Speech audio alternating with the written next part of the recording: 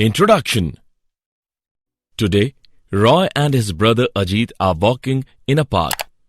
There are so many games and rides in the park to enjoy. Ajit insists Roy for a ride on seesaw. Roy replies positively and walks towards seesaw. When they both sat on seesaw, then seesaw was not balanced. Then Roy pushes himself towards forward on the seat. Now the seesaw is balanced and they enjoy the ride. After the ride, Ajit asked Roy that how was he able to balance the seesaw. Then Roy replied him that seesaw works on the principle of torque. When two equal and opposite forces acts on the ends of a surface, only then rotational motion is produced, otherwise not. In our daily life, we see so many examples of rotational motion. So, let's study more about this system of particles and rotational motion.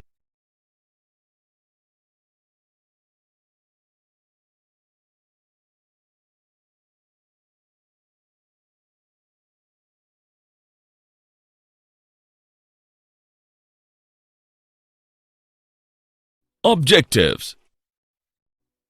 At the end of this lesson, you will be able to define rotational motion, define center of mass, calculate motion of center of mass, derive linear momentum of a system of particles, calculate vector product and angular velocity, define torque and angular momentum, know equilibrium of a rigid body, calculate moment of inertia, analyze work done and angular momentum in rotation, understand rolling motion.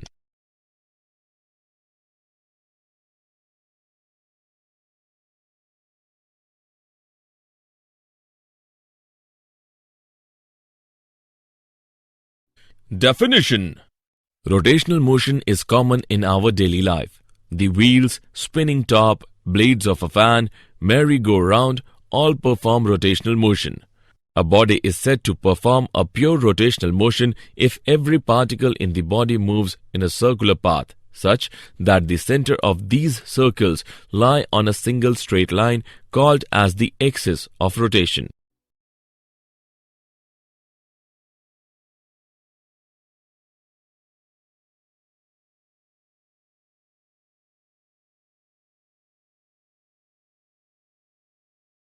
Center of mass.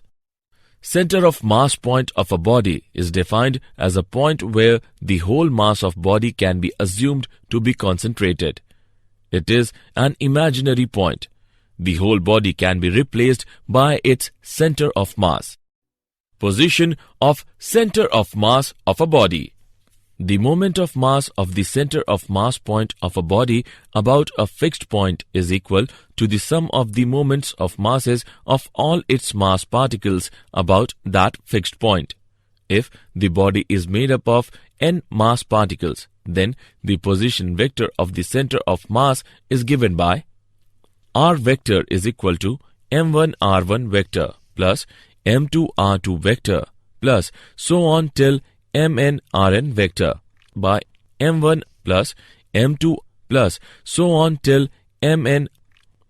On summarizing above relation, we get r vector is equal to summation from I is equal to 1 to n of mi into ri vector by summation from I is equal to 1 to n of mi.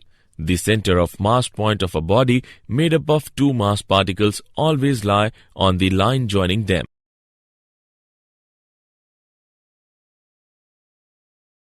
Motion of center of mass. The equation of motion of the center of mass is as follows. V vector is equal to dr vector by dt, multiplying both sides by m and differentiating with respect to time t. We get mdv vector by dt is equal to md square r vector by dt square. This equation can be written as m dv vector by dt is equal to F vector. Working in terms of the center of mass of the system, we ignore the internal forces, internal motion and internal structure. We need to take into account only the external forces acting on the system. Relation between the momentum of the system and the momentum of center of mass of the system. mv vector is equal to m1 v1 vector plus m2 v2 vector plus so on till mn vn vector. This equation can be written as mv vector is equal to summation from I is equal to 1 to n of product of mi and vi vector. We conclude that the total momentum of the system is the same as the momentum of the center of mass. Relation between the force acting on the center of mass and the forces acting on the individual particles of the system. ma vector is equal to m1a1 vector plus m2a2 vector plus so on till mnan vector. By applying Newton's second law of motion in the above equation, we get F vector is equal to F1 vector plus F2 vector plus so on till Fn vector. We conclude that the force acting on the center of mass is equal to the vector sum of the forces acting on the individual particles of the system.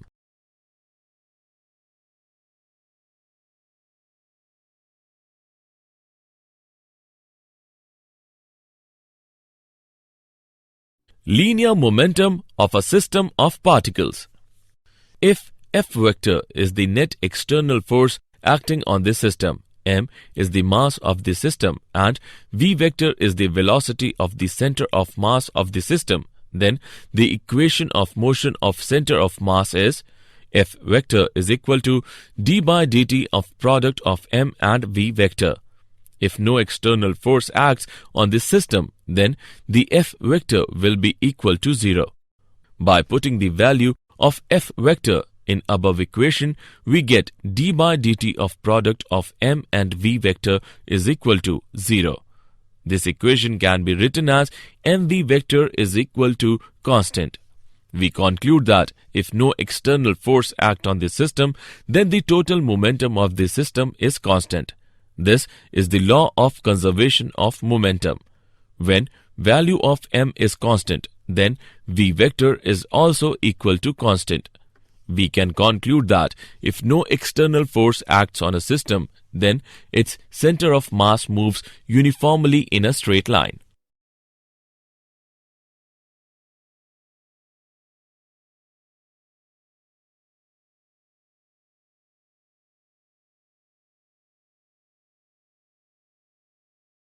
Vector product of two vectors. A vector product of two vectors p and q is a vector r such that magnitude of r is equal to pq sine theta, where p and q are magnitudes of p and q, and theta is the angle between the two vectors. R is perpendicular to the plane containing p and q. If we curl up the fingers of right hand around a line perpendicular to the plane of the vectors p and q, and if the fingers are curled up in the direction from p to q, then the stretched thumb points in the direction of r.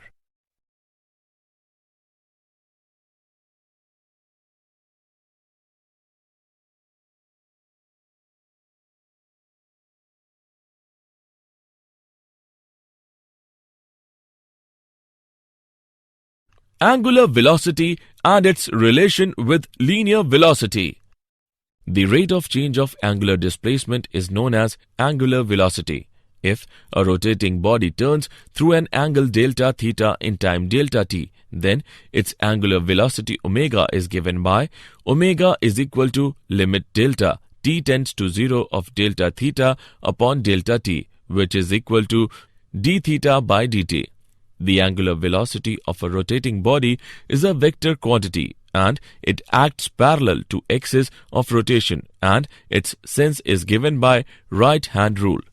All particles of the body rotate with the same angular velocity, but their speeds are different. Thus, the linear velocity v of a particle moving in a circular path of radius r is given by v is equal to r into omega. Angular acceleration. If the angular speed of a rotating body changes with time, it has some angular acceleration. The angular acceleration is the rate of change of angular velocity. The angular acceleration is given by alpha, which is equal to limit delta t tends to 0 of delta omega upon delta t, which is equal to d omega by dt.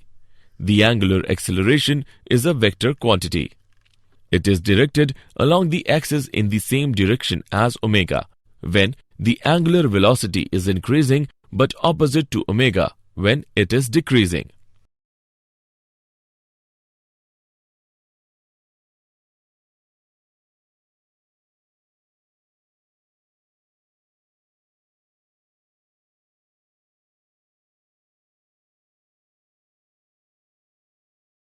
Torque and angular momentum. When a force acts upon a body, then a straight line drawn from the point of application of the force in the direction of force is called the line of action of the force. Torque about an axis of rotation is equal to the product of the force and the perpendicular distance of the line of action of the force from the axis of rotation. It is denoted by tau. Tau vector is equal to product of f vector and r vector. Angular momentum.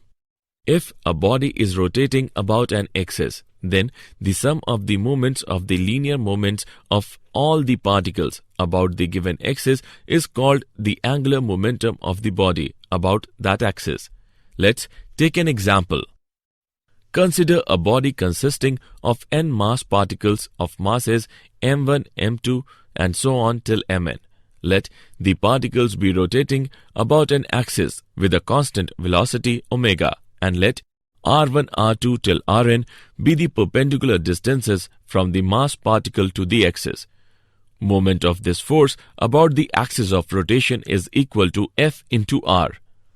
By putting value of force, we get m into r into alpha into r, which is equal to m into r square into alpha. Torque acting on the body is given by tau is equal to m1 into r1 square into alpha 1 plus m2 into r2 square into alpha 2 plus and so on till mn into rn square into alpha n. This equation can be written as tau is equal to summation from I is equal to 1 to n of products of mi and ri square into alpha. This gives tau is equal to I alpha. If alpha is equal to 1 radian per second square, then I is equal to tau.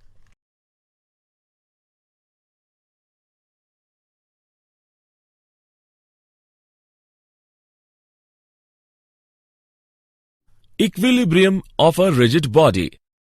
There are two essential conditions for a rigid body to be in equilibrium are follows. The vector sum of the forces acting on the body must be 0. The net torque acting on the body must be 0. There are three types of equilibrium, and they are as follows. Number 1. Stable equilibrium. If the body is displaced a little and a torque is removed, then body will return back to its original stable state. Number 2. Unstable equilibrium. If the body is displaced a little and a torque is removed, then body will not retain its original state. Number 3. Neutral equilibrium. Potential energy of the body remains constant.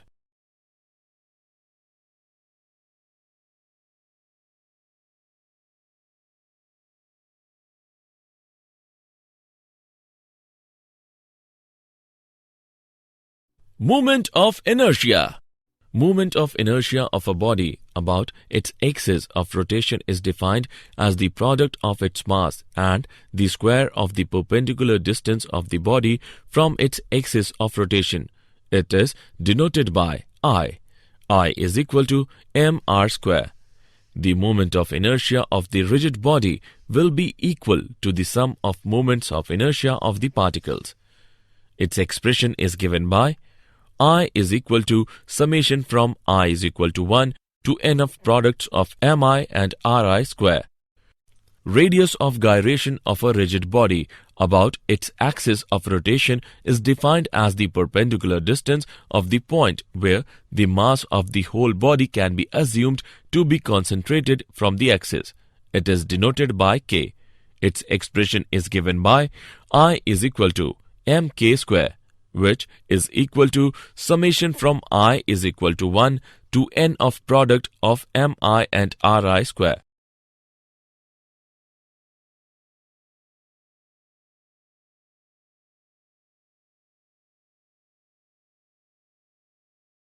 Theorem of perpendicular and parallel axes. Theorem of perpendicular axis states that moment of inertia of a plane about an axis perpendicular to its plane is equal to the sum of its moments of inertia about the two mutually perpendicular axes lying in its plane. Iz is equal to Ix plus Iy. Theorem of parallel axis states that the moment of inertia of a body about any axis is equal to the sum of the moment of inertia about a parallel axis through its center of mass and the product of the mass of the body and the square of the perpendicular distance between the two axes. I is equal to ICM plus MH square.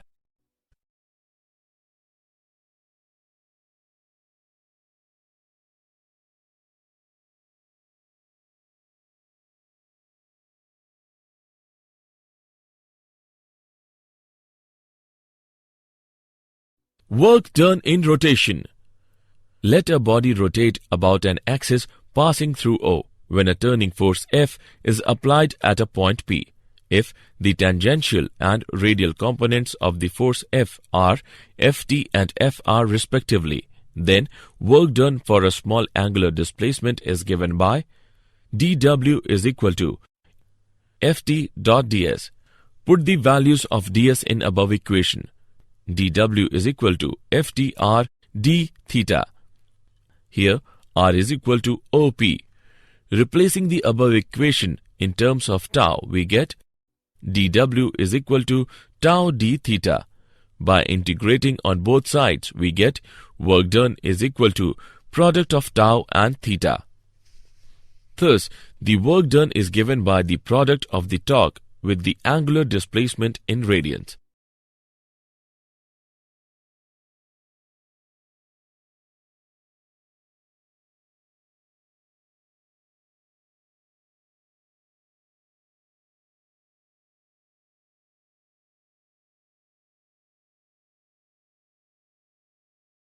Angular momentum in rotation. Let us consider one particle of the rotating body of mass m1, which is moving with a linear speed v1 in a circular path of radius r1. The angular momentum of a particle about an axis is defined as the moment of its linear momentum.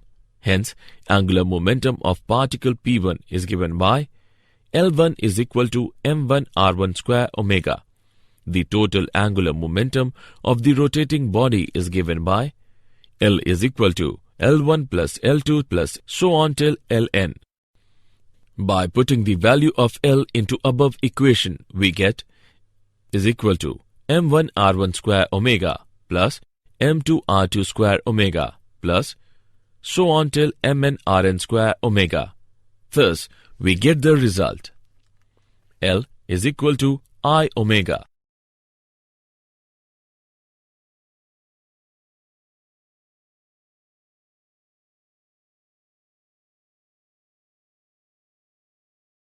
Rolling motion.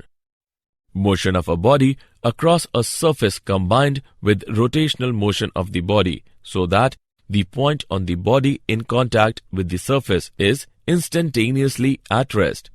We have the following three laws of rotational motion. Number 1. A body continues to revolve about an axis with constant angular velocity unless acted upon by some torque. Number 2. The rate of change of angular momentum is equal to the torque applied. Number 3. For every torque acting on a body, there is an equal and opposite torque acting on some other body. Rotational kinetic energy. Total kinetic energy of the rotating rigid body about a given axis is equal to the sum of the kinetic energies of all the constituent particles about that axis. Rotational kinetic energy is equal to half m1 r1 square omega square plus half m2 r2 square omega square plus so on till half mn rn square omega square. On summarizing this equation, we get rotational kinetic energy is equal to half summation of product of m and r square multiply by omega square. But we know that summation of mr square is equal to moment of inertia of the rigid body about the given axis. Therefore, rotational kinetic energy is equal to half I omega square. The moment of inertia of a rigid body about a given axis is numerically equal to the twice its rotational kinetic energy when it is rotating with unit angular velocity.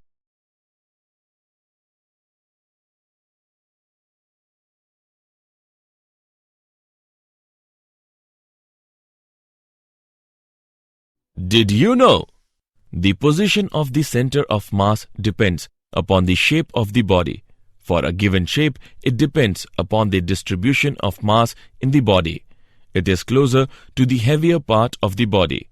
In a uniform gravitational field, the center of mass and the center of gravity coincide. The vector sum of all the external torques acting on the rigid body must be 0.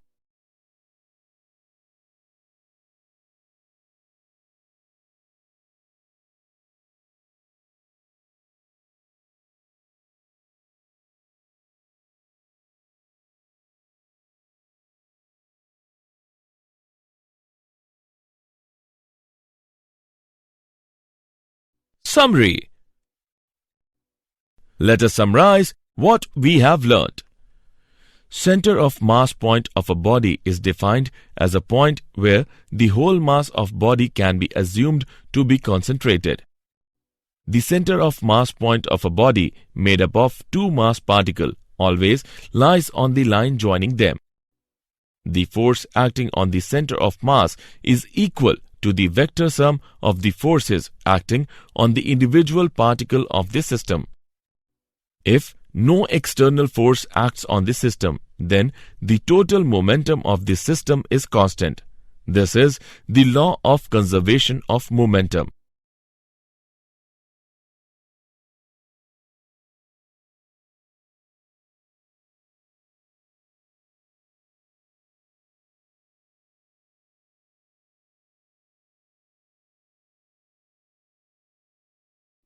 The angular velocity of a rotating body is a vector quantity and it acts parallel to the axis of rotation, and its sense is given by right-hand rule. Torque about an axis of rotation is equal to the product of the force and the perpendicular distance of the line of action of the force from the axis of the rotation. The moment of inertia of the rigid body will be equal to the sum of the moments of inertia of the particles.